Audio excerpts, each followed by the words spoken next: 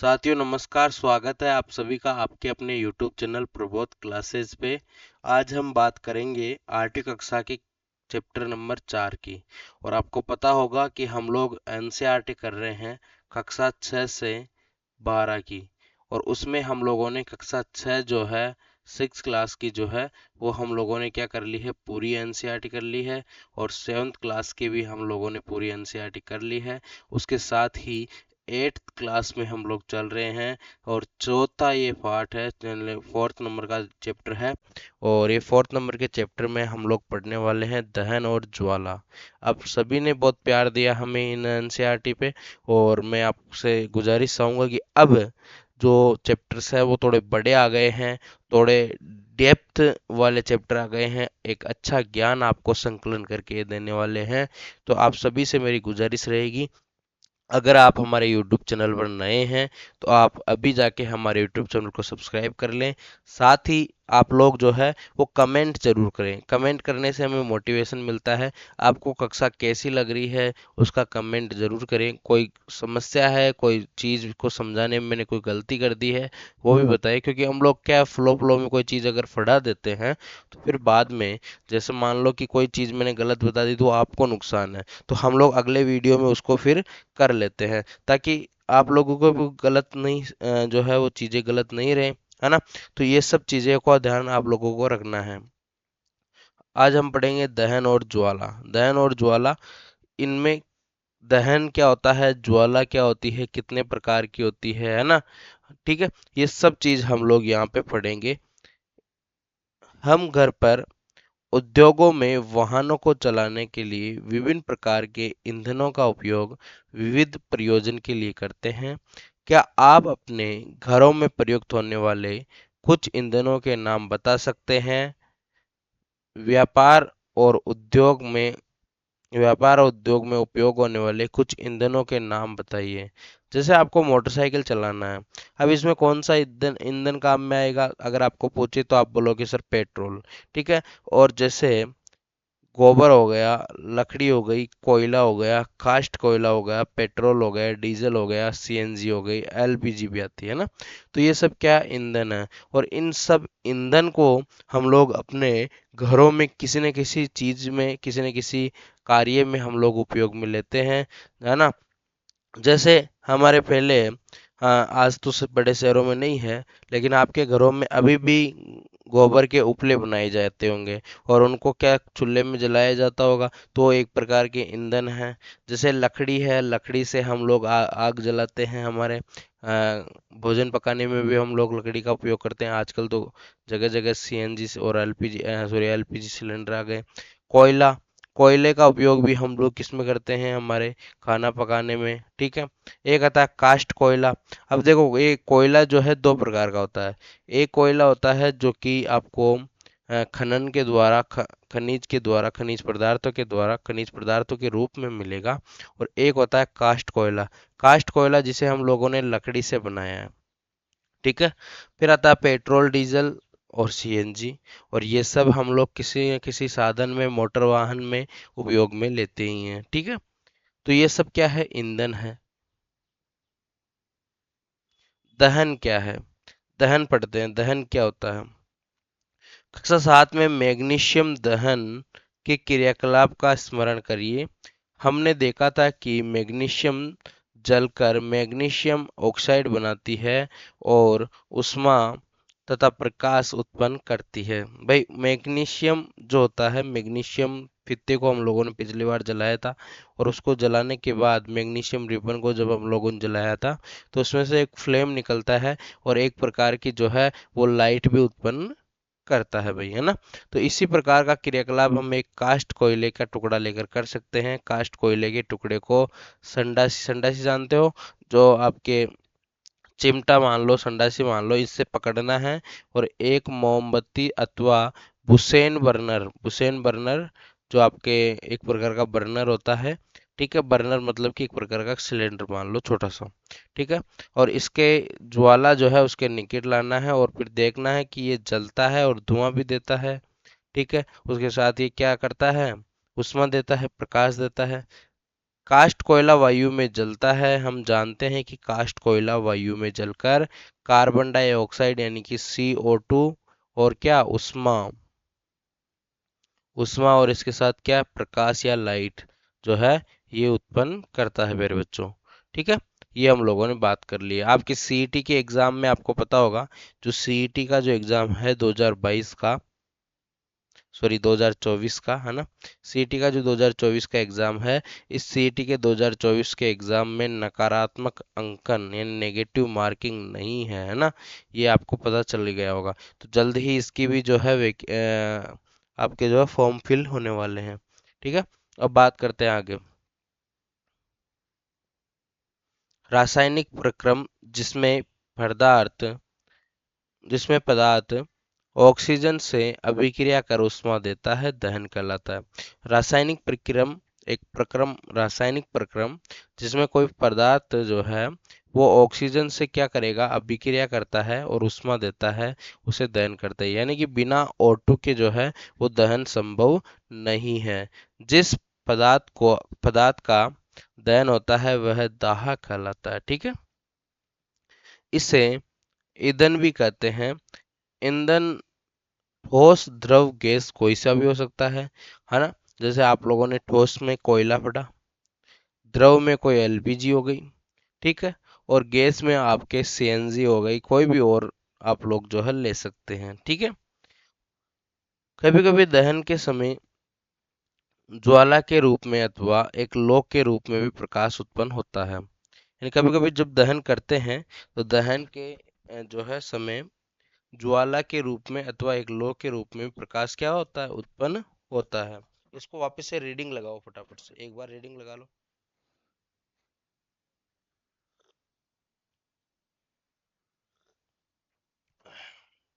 आपने रीडिंग लगा ली, ठीक है। अब कोई अभिक्रिया है, ये बोल रहा है कि ऊपर दी गई अभिक्रियाओं में मैग्नीशियम और कास्ट कोयला दाह पदार्थ है। भाई किसी चीज को अगर ये जला रहे हैं, जैसे कि कोई भी एक, हम लोग कास्ट कोयले की बात करें या मैग्नीशियम की बात करें, जो पदार्थ जलता है उसको हम लोग क्या कहते हैं, दाह पदार्थ कहते हैं। ठीक है,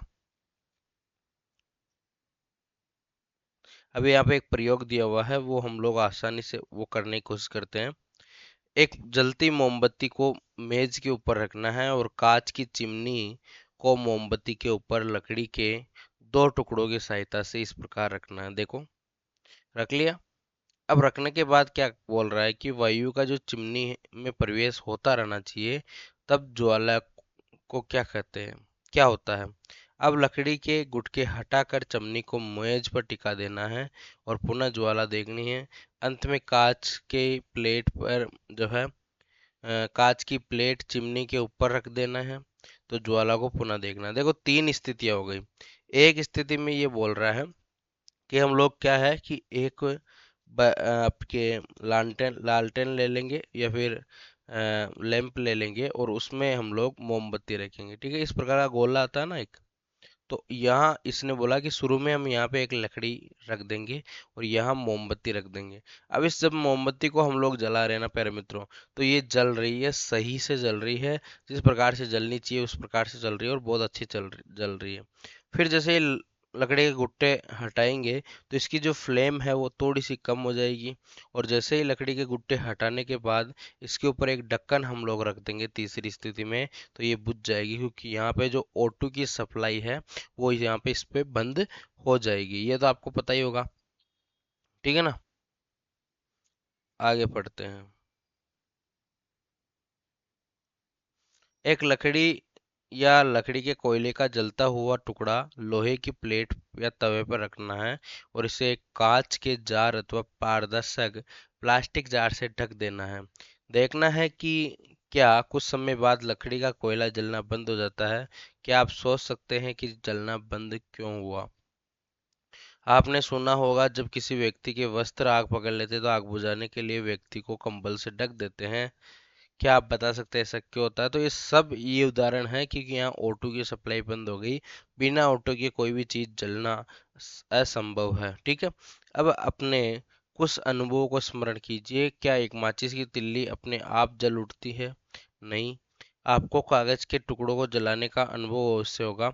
अब जलती हुई माचिस की तिल्ली उसके पास लाते हैं तो क्या यह जल उठता है?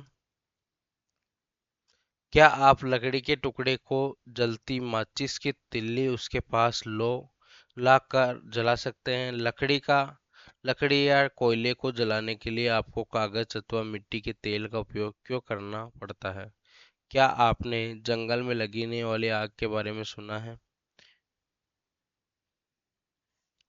गर्मियों के मौसम में बहुत अधिक गर्मी पड़ने पर कुछ स्थानों पर सूखी घास आग पकड़ लेती है। घास के आग पेड़ों में फैलती है और जल्द ही पूरा जंगल जल जाता है, आग की चपेट में आ जाता है। इस प्रकार की आग को बुझाना क्या होता है? कठिन होता है। जैसे आप लोगों ने जंगल की आग देखी होगी। क्या ये अनुभव आपको बताते हैं कि विभिन्न पदार्थ विभिन्न ताप पर आग पकड़ते हैं? वह न्यूनतम ताप, यहाँ से वेरी वेरी इंपॉर्टेंट लाइन, वह न्यूनतम ताप जिस पर कोई पदार्थ जलने लगता है क्या कहलाता है? ज्वलन ताप कहलाता है। तो इम्पोर्टेंट है यहाँ पे। इस प्रकार से यहाँ पे इम्पोर्टेंट लाइनें आती है। तो आपको जो चीजें समझनी है, जो नींव बनानी है, वो चीजें समझ के बनानी पड़ेगी, ठीक है। क्या आप अब आप बता सकते हैं कि कमरे के ताप पर माचिस की तिल्ली अपने आप क्यों नहीं आग पकड़ती? माचिस की तिल्ली माचिस की डिबिया के बगल में रगड़ने पर क्यों जलती है? तो ये सब आपके दिमाग में सवाल आते होंगे। अब इसका भी हम लोग देंगे। पहले हम लोग माचिस के बारे में थोड़ा सा पढ़ लेते हैं। माचिस का जो इतिहास है वो बहुत पुराना है।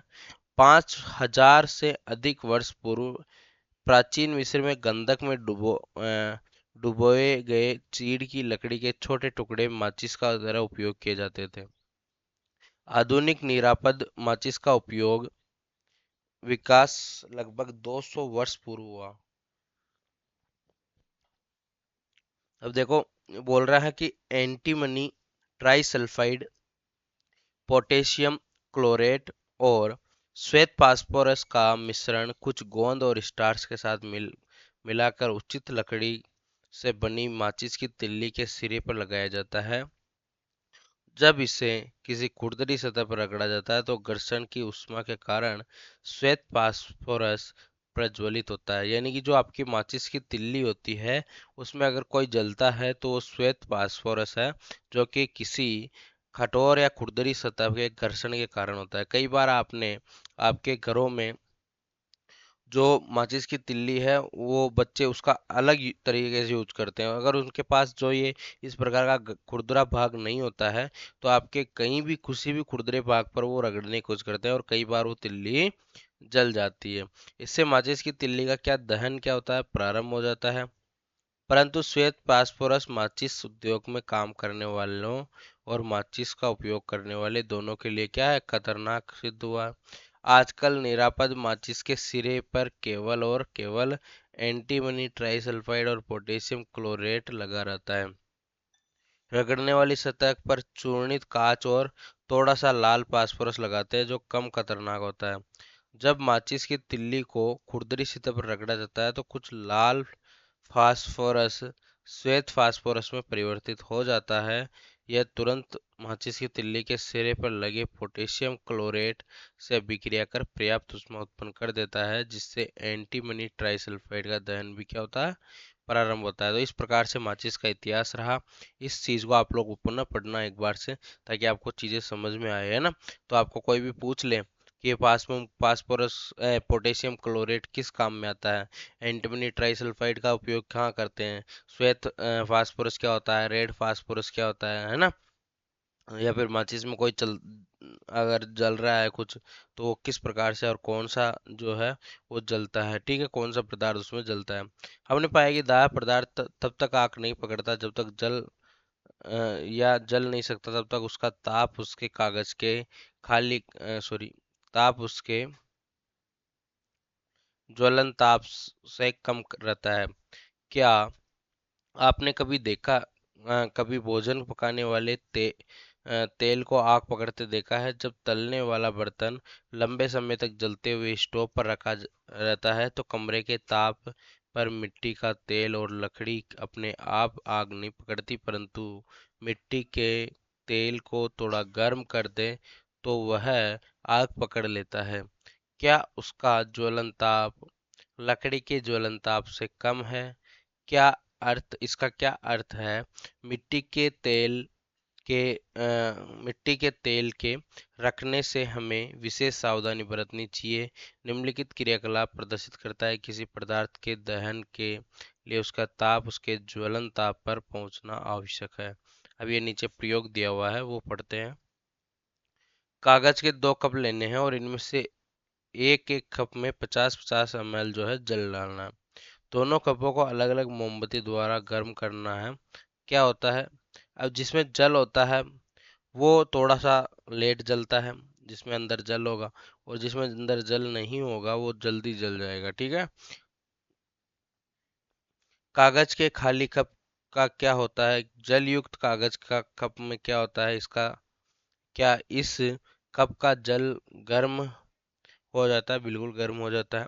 यदि हम कप को गर्म करने जारी रखें तो हम कागज के में भी जल को उबाल सकते हैं। क्या आप इस परिघटना का उपयोग कोई स्पष्टीकरण सोच सकते हैं? इस परिघटना का भी कोई स्पष्टीकरण है क्या? कागज के कप को दी जाने वाली ऊष्मा चालन द्वारा जल में चली जाती है। अतः जल की उपस्थिति में ताप कागज के ज्वलन ताप पर नहीं पहुंच पाते हैं, इसलिए नहीं जलता है। क्योंकि यहाँ जो ताप है वो कहाँ पे नहीं पहुंच पाते? जिसके ज्वलन ताप तक नहीं पहुंच पाता है, इसलिए कागज क्या आता है? नहीं जलता है। ठीक है। साथ ही जिन पदार्थों का ज्वलनताप बहुत कम होता है और ज्वाला के साथ सरलतापूर्वक आग पकड़ लेते हैं, वे पदार्थ ज्वलनशील पदार्थ कहलाते हैं। अब ज्वलनशील पदार्थ के कौन कौन से उदाहरण हैं, इसके बारे में थोड़ा सा चर्चा करते हैं।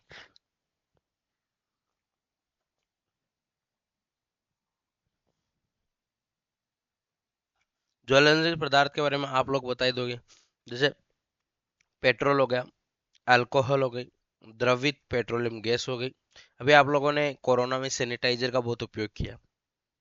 अब सैनिटाइजर में आग पकड़ने का बहुत खतरा रहता था, ऐसा भी आप लोगों ने कई बार देखा होगा, है ना? तो अल्कोहल में भी आग पकड़ सकता है। हम आग पर नियंत्रण कैसे पाते हैं? बहुत इंपॉर्टेंट है। आपने घरों और दुकानों कारखानों में आग लगते हुए देखा होगा, सुना होगा। यदि आपने इस प्रकार की कोई दुर्घटना देखी है तो उसका संक्षिप्त वर्णन अपनी नोटबुक में ये आप लोग कर लेना। क्या आपके शहर नगर में फायर ब्रिगेड स्टेशन है? जब फायर ब्रिगेड आती है तो वह क्या करती है? वह आग पर जल डालती है। जल ज्वलनशील पदार्थ को ठंडा करता है जिससे कि उसका ताप व ज्वलन ताप में कम हो जाता है। अब वास्तव में फैक्ट ये है, ये फैक्ट नहीं कि आपने पानी डालते हैं आग बुझते हुए देखा होगा, लेकिन पानी डालते आग बुझती क्यों है? क्योंकि वो उसके ज्वलन ताप को कम कर देता है। जब ज्वलन ताप कम हो जाता है तो वो पदार्थ क्या हो जाता है? ठंडा हो जाता है। ठीक है, इसलिए आग जो है वो आगे फैलती नहीं है। ऐसा करने से आग का फैलना क्या होता है? रुक जाता है। जल वाष्प ज्वलनशील पदार्थ को घेर लेता है जिससे वायु की आपूर्ति बंद हो जाती है और आग बुझ जाती है। अब देखो, आग के बुझने के पीछे भी जो साइंटिफिक रीजन था वो ये था, है ना? आगे बात करते हैं। ईंधन, वायु, ऑक्सीजन आपूर्ति हेतु और ऊष्मा ईंधन का जो है ताप उसके ज्वलन ताप से अधिक करने हेतु इसमें से एक या अधिक आवश्यकताओं को हटाकर आग को नियंत्रण किया जा सकता है। आग बुझाने वाले कार्य वायु के प्रवाह काटना या ईंधन के ताप कम करना या दोनों होते हैं। ध्यान दे दीजिए कि अधिकांश स्थिति में ईंधन को हटाया नहीं जा सकता। उदाहरण के लिए यदि किसी भवन में आग लग गई है तो संपूर्ण भवन ही क्या होता है? ईंधन होता है। ठीक है। अब दहन के प्रकार, दहन के प्रकार से पहले हम लोग ये जो दिया हुआ फैक्ट ये पढ़ेंगे, बहुत जरूरी है। अग्निशमक क्या होता है? जल सबसे अधिक प्रचलित अग्निशमक है, परंतु जल तभी कार्य करता है जब लकड़ी और कागज जैसी वस्तुओं को कागज लकड़ी और कागज जैसे वस्तुओं में आग लगी हो। यदि विद्युत उपकरणों में आग लगी हो तो जल विद्युत का चालन कर सकता है। तो बहुत जरूरी है, आपको पता होना चाहिए कि किस प्रकार के ईंधन के लिए किस प्रकार के जो है वो अग्निशामक की आवश्यकता होगी।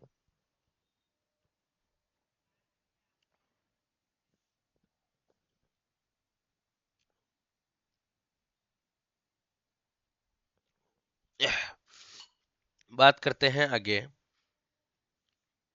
आग लगी हो तो जल विद्युत का चालन कर सकता है और आग बुझाने वाले को हानि पहुंच सकती है। तेल और पेट्रोल में लगी आग बुझाने हेतु भी जल का उपयोग उचित नहीं होगा, ध्यान रखना। अब क्यों नहीं होगा ये भी हम लोग पढ़ते हैं। जल तेल से क्या होता है, भारी होता है, अतः यह तेल के नीचे चला जाता है और तेल क्या होता है, ऊपर जाता है। और विद्युत उपकरण और पेट्रोल जैसे ज्वलनशील पदार्थ में लगी आग के लिए कार्बन डाइऑक्साइड सबसे अधिक अग्निशामक है। ऑक्सीजन से भारी होने के कारण CO2 आग को जो है एक कंबल की तरह लपेट लेता है। ठीक है, जिससे क्या है, यहाँ पे O2 नहीं पहुंच सकता है, जिससे ईंधन और ऑक्सीजन के बीच में क्या होता है, संपर्क टूट जाता है, आग पर नियंत्रण हो जाता है। CO2 का अतिरिक्त लाभ यह है कि सामान्यतः यह विद्युत उपकरणों को कोई हानि नहीं पहुंचाता है। हमें कार्बन डाइऑक्साइड की आपूर्ति कहाँ से मिलती है, उच्च दाब व यह द्रव के रूप में सिलेंडरों में भरी जा सकती है।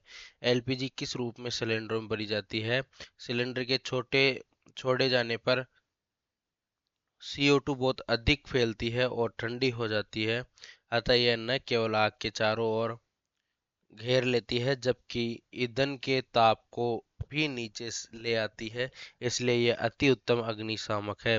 CO2 प्राप्त करने के लिए एक दूसरा तरीका सोडियम बाइकार्बोनेट यानी बेकिंग जो सोडा होता है और उसके साथ पोटेशियम बाइकार्बोनेट, इन दोनों रसायनों को जो है पाउडर के रूप में भारी मात्रा में छिड़काव करेंगे। आग के निकट इन पदार्थों से बहुत सी कार्बन गैस जो है वो निकलती है जो कि क्या करती है, आग को बुझा देती है। दहन के प्रकार पड़ते हैं। एक जलती हुई माचिस की तिल्ली अथवा गैस लाइटर को रसोई की गैस स्टोव के निकट लाना है। गैस स्टोव की घुंडी घुमाकर गैस चालू कर देना है। आप क्या देखते हैं, हम पाते हैं कि गैस तेजी से जलने लगती है तथा ऊष्मा और प्रकाश उत्पन्न करती है। इस प्रकार का दहन तीव्र दहन कहलाता है। ठीक है, अब तीव्र दहन तो हो गया। फास्फोरस जो होता है, जैसे कुछ पदार्थ जो कमरे के ताप पर वायु में जल उठते हैं, और इस प्रकार का जो दहन है जिसमें पदार्थ बिना किसी प्रत्यक्ष कारण के अचानक लपेटों के साथ जल उठता है, वह स्वतः दहन कहलाता है। यानी कि दो प्रकार का होता है, एक तो होता है तीव्र दहन, एक होता है स्वतः दहन। ठीक है, बात करते हैं हम त्योहारों पर अक्सर आतिशबाजी करते हैं। जब पटाखे को जलाते हैं तो आकस्मिक अभिक्रिया होने से उष्मा, प्रकाश और ध्वनि पैदा होती है। अभिक्रिया में बनी गैस बड़ी मात्रा में निकलती है। इस प्रकार के अभिक्रिया विस्फोट कहलाती है। पटाखे पर दाब डालने पर भी विस्फोट हो सकता है, यानी कि अगर पटाखे पर भी हम लोग ज्यादा दाब डाल देंगे तो हो सकता है कि उसमें भी विस्फोट हो जाए। अब ज्वाला क्या होती है, LPG ज्वाला का परीक्षण करिए। क्या आप ज्वाला का रंग बता सकते हैं, एक मोमबत्ती की ज्वाला का रंग कैसा होता है। अगर साथ में मैग्नीशियम रेपन को जलाने पे आपने अनुभव किया था कि यदि आप सारणी 4.2 में शेष वस्तुओं को जलाने का अनुभव करिए, तो उसे जो है ये कुछ करना है, रिकॉर्ड में है ये। ठीक है, अब हम लोग पढ़ते हैं ज्वाला की संरचना। ज्वाला की संरचना पर ये क्या बोल रहा है कि एक मोमबत्ती जलानी है और एक कांच के 4-5 सेंटीमीटर पतली नली को संडासी द्वारा पकड़ना है और इसके एक सिरे को जो है मोमबत्ती की आस्मिक ज्वाला के अदीप्त क्षेत्र में प्रवेश करा देना है।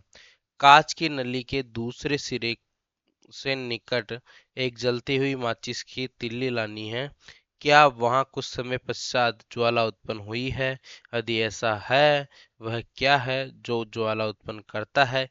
ध्यान दीजिए कि गर्म बत्ती के पास मोम ज्यादा पिघल जाता है। दहन के समय जो पदार्थ वाष्पित होते हैं वे ज्वाला का निर्माण करते हैं। उदाहरण के लिए मिट्टी का तेल जो हो गया और पिघली हुई मोमबत्ती के साथ साथ ऊपर उठते हैं। दहन के समय वाष्पित होकर ज्वाला का निर्माण करते हैं। इसके विपरीत लकड़ी का जो कोयला है वो वाष्पित नहीं होता है, कोई ज्वाला नहीं देता है। क्रियाकलाप 4.5 में कांच की नली से बाहर निकलने वाले मोम का वाष्प क्या ज्वाला उत्पन्न होने के कारण हो सकता है? जब मोमबत्ती की ज्वाला स्थिर हो तो ज्वाला के दीप्त क्षेत्र से में एक स्वच्छ कांच की प्लेट स्लाइडर प्रविष्ट करिए। उसे संडासी से लगभग 10 सेकंड तक पकड़े रहिए, फिर उसे हटा दीजिए। आप क्या देखते हैं? ध्यान दीजिए कि तार का भाग जो ज्वाला के कुछ ही बाहर है, रक्त तप्त हो जाता है। क्या यह दर्शाता है कि ज्वाला के अदीप्त क्षेत्र का तापमान क्या होता है? बहुत अधिक होता है। वास्तव में ज्वाला का यह भाग सबसे अधिक गर्म भाग है। सोने और चांदी की पिघालने के लिए सुनार जो है धातु को की फूकनी से ज्वाला के सबसे बाहरी भाग को जो है उस पर क्या करते हैं? फूंकते हैं। वे ज्वाला के सबसे बाहरी भाग का उपयोग करते हैं। ठीक है। ईंधन क्या है? याद कीजिए, घरेलू और औद्योगिक उद्योगों के संबंधित ऊष्मा ऊर्जा के प्रमुख स्रोत जैसे लकड़ी, काष्ठ, कोयला, पेट्रोल, मिट्टी का तेल आदि, ये पदार्थ जो है ये ईंधन कहलाते हैं। अच्छा ईंधन वह है जो सहज उपलब्ध हो सक जाता है, ये सस्ता होता है, वायु में सामान्य दर से सुगमता पूर्वक जलता हो और यह अधिक मात्रा में जो है वो ऊष्मा उत्पन्न करता हो। यह जलने के उत्पाद कोई अवांछनीय पदार्थ न छोड़ता हो। संभवतः ऐसा कोई भी ईंधन नहीं है जिसमें एक आदर्श ईंधन माना जा सके। हमें ऐसा ईंधन ढूंढना चाहिए जो विशिष्ट उपयोग और अधिकांश आवश्यकताएं क्या वो पूरी करे। ईंधन के मूल्यों में विभिन्नता होती है। कुछ ईंधन अन्य ईंधनों की अपेक्षा क्या होते हैं? सस्ते होते हैं। जिन ईंधनों में आप परिचित है उनमें सूची बनानी है और ये ठोस, द्रव और गैस में वर्गीकृत करना। ईंधन दक्षता क्या होती है? यदि आपसे कहा जाए कि गोबर के उपले या कोयला हो गया या फिर एलपीजी हो गया, इनको जलाकर पानी में एक निश्चित मात्रा को जो है एलपीजी को जलाकर जो है पानी की एक निश्चित मात्रा को उबालें, तो आप कौन से ईंधन को चुनेंगे? इसका कारण बताइए। आप अपने माता पिता की मदद ले सकते हैं। क्या ईंधन बराबर मात्रा में उत्पन्न ऊष्मा उत्पन्न करता है? किसी ईंधन के 1 किलोग्राम के पूर्ण दहन से प्राप्त ऊष्मा ऊर्जा की मात्रा उसका उसमेमान कहलाता है। उसमेमान क्या कहलाता है? कि किसी ईंधन के 1 किलोग्राम के पूर्ण दहन से प्राप्त ऊष्मा, यानी जितने ऊष्मा वो 1 किलोग्राम खुद जलने में लगाएगा और उससे जितनी ऊर्जा हमें प्राप्त होगी या ऊष्मा से जितनी हमें जो है ऊष्मा या ऊर्जा जो है वो प्राप्त होगी, उसे उसमें मान कहेंगे। और ईंधन के उसमें मान का जो है मान को किलो जूल प्रति किलोग्राम यानी केजी बटा केजे बटा केजी, ठीक है, मात्रक द्वारा प्रदर्शित करेंगे। ठीक है ना। अब यहाँ पे कुछ जो है उसमें मान दिए हुए हैं, जिसमें गोबर के उपला का जो उसमें मान है वो 6 से 8 हजार, लकड़ी का जो है 17 से 22 हजार, कोयले का 25 हजार से 33 हजार, पेट्रोल का 45 हजार, मिट्टी का 45 हजार, डीजल का 45 हजार, मीथेन का 50 हजार, सीएनजी का 50 हजार, एलपीजी का 55 हजार, जैव गैस का 35 से 40 हजार और हाइड्रोजन का 1.5 लाख। ये इसका क्या है? उसमें मान है। ईंधन के दहन से हानिकारक उत्पाद प्राप्त होते हैं। ईंधन का बढ़ता हुआ उपयोग पर्यावरण पर हानिकारक प्रभाव डालता है। जैसे लकड़ी, कोयला और पेट्रोल जैसी कार्बन ईंधन बिना कण छोड़ते हैं, बिना जले कार्बन कण छोड़ते हैं। ये सूक्ष्म कण खतरनाक प्रदूषक होते हैं जो दमा और श्वास रोग उत्पन्न करते हैं। ठीक है। दूसरा आता है अपने, इन ईंधनों का जो अपूर्ण दहन है वो कार्बन मोनोऑक्साइड गैस देता है। यह अत्यंत विषैली गैस है। बंद कमरे में कोयला जलाना खतरनाक होता है। उत्पन्न कार्बन मोनोऑक्साइड, जिसको CO3 से हम लोग डिनोट करते हैं, वो कमरे में सो रहे व्यक्तियों को भी मृत्यु के घाट उतार सकता है। ठीक है। तो ये विषय नहीं करना है बिल्कुल भी। ठीक है ना। अधिकांश ईंधनों के दहन से पर्यावरण में कार्बन कार्बन डाइऑक्साइड गैस निकलती है। वायु में कार्बन डाइऑक्साइड की अधिक मात्रा विश्व उष्णन, जिसे ग्लोबल ग्लोबल वार्मिंग बोलते हैं, इसका कारण भी बनाती है। यानी कि ज़्यादा हम लोग जो है, जितना ज़्यादा ईंधन का उपयोग करेंगे उतना ही हमारे लिए घातक है। इसलिए एक शुद्ध और अच्छे ईंधन की हमें आवश्यकता होती है। कोयले और डीजल के दहन में सल्फर डाइऑक्साइड गैस निकलती है। यह अत्यंत दमघोटू और संसारक गैस है। इसके अतिरिक्त पेट्रोल इंजन इंजन नाइट्रोजन गैसीय ऑक्साइड छोड़ते हैं। सल्फर और नाइट्रोजन के ऑक्साइड वर्षा जल में घुल जाते हैं और अम्ल वर्षा करते हैं, अम्ल बनाते हैं। ऐसी वर्षा अम्लीय वर्षा कहलाती है, जो कि फसलों, भवनों, मृदा के लिए बहुत हानिकारक होती है। मोटर वाहनों में ईंधन के रूप में डीजल और पेट्रोल का स्थान अब सीएनजी, यानी जिसको संपीड़ित प्राकृतिक गैस कहते हैं, क्योंकि सीएनजी सल्फर और नाइट्रोजन के ऑक्साइडों का उत्पादन अल्प मात्रा में करती है। तो सीएनजी एक अच्छा क्या है, स्वच्छ ईंधन है। ठीक है, तो हम लोगों ने पूरा का पूरा ये चैप्टर पढ़ा। अब हम लोग कुछ जो चीजें हम लोगों ने पढ़ी वो हम लोग देखते हैं। जो पदार्थ वायु में जलते हैं दाई कहलाते हैं। दहन के लिए ऑक्सीजन की आवश्यकता होती है। दहन के प्रक्रम में ऊष्मा और प्रकाश दोनों उत्पन्न होते हैं। ज्वलन ताप वह निम्नतम ताप है जिस पर दाह्य पदार्थ आग पकड़ता है। ज्वलनशील पदार्थों का ज्वलन ताप बहुत कम होता है और आग उत्पन्न करने हेतु आवश्यकताओं में से एक या अधिक हटाकर आग पर नियंत्रण पाया जा सकता है। आग का नियंत्रण पाने हेतु सामान्यतः जल का उपयोग किया जाता है। विद्युत उपकरणों और तेलों में लगी लगी आग को नियंत्रण करने के लिए जल का उपयोग नहीं किया जाता। दहन विभिन्न प्रकार के हैं, जैसे तीव्र दहन, स्वतः दहन और विस्फोट। ठीक है, उसके अलावा आपको ये पता होना चाहिए कि आपके जो ज्वाला है ये 3 क्षेत्र में होती है: अदीप्त क्षेत्र, दीप्त क्षेत्र और ज्योतिहीन क्षेत्र। और आदर्श ईंधन जो है वो कैसा है, जो सस्ता हो, आसानी से उपलब्ध हो, आसानी से जलने वाला हो, आसानी से वहन योग्य हो और उसमें मान और उच्च उच्च हो। ऐसा यदि ऐसी गैस से अवशेष नहीं छोड़ता है तो पर्यावरण प्रदूषण हो, मतलब जिसमें जो है पर्यावरण प्रदूषण नहीं हो, ऐसी कोई गैस नहीं छोड़ता हो। ईंधनों की दक्षता और मूल्य परस्पर भिन्न हो सकते हैं। ईंधन दक्षता को उसमें मान द्वारा प्रदर्शित किया जाता है, जिसका मात्रक क्या होता है, किलो जूल प्रति किलोग्राम, केजे बटा केजी। ठीक है, ये होता है उसमें मान। वायु के बिना जले कार्बन कण खतरनाक प्रदूषक होते हैं और श्वसन कण जो है कष्टों को उत्पन्न करते हैं। ईंधन के अपूर्ण दहन से विषैली कार्बन मोनोऑक्साइड गैस बनती है।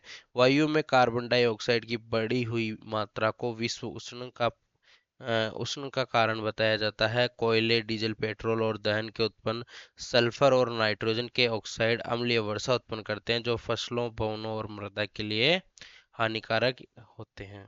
ठीक है, तो हम लोगों ने आज जो है चैप्टर नंबर 4 पढ़ा है। और चैप्टर नंबर 4 को मैंने कोशिश की है कि ये जो मेन मेन टॉपिक है, जैसे अम्लीय वर्षा है, उसमें मान है, दहन है, विस्फोट है, वनोन्मूलन है, ज्वाला है, अग्निशमन है, ईंधन दक्षता है, उसके साथ साथ हम लोगों ने विश्व उष्णन, जिसको ग्लोबल वार्मिंग बोलते हैं, आदर्श ईंधन कैसा हो, जो हम लोगों ने पढ़ा, ज्वलन ताप क्या होता है और ज्वलनशील पदार्थ क्या होते हैं, इन सब चीज़ों के बारे में हम लोगों ने इस पार्ट में अध्ययन किया। पार्ट को मैंने समझाने में कोई कमी कसर नहीं छोड़ी है। फिर भी लगता है यदि अगर आपको कि कोई ना कोई चीज़ मैंने कोई गलत आपको बता दी है, तो उसको आप लोग जो है वो अगले हम लोग वीडियो में कर लेंगे। आप लोग हमें क्या कर सकते हो, अभी जाके जो है हमारे यूट्यूब चैनल को सब्सक्राइब आप लोग कर सकते हो। साथ ही आप जो है वो ज़्यादा से ज़्यादा संख्या में आप लोग अपने दोस्तों के साथ, मित्रों के साथ इसको शेयर करिए। मिलते हैं किसी और अन्य कक्षा में, तब तक के लिए राम राम सा, शुभ दिन, जय श्री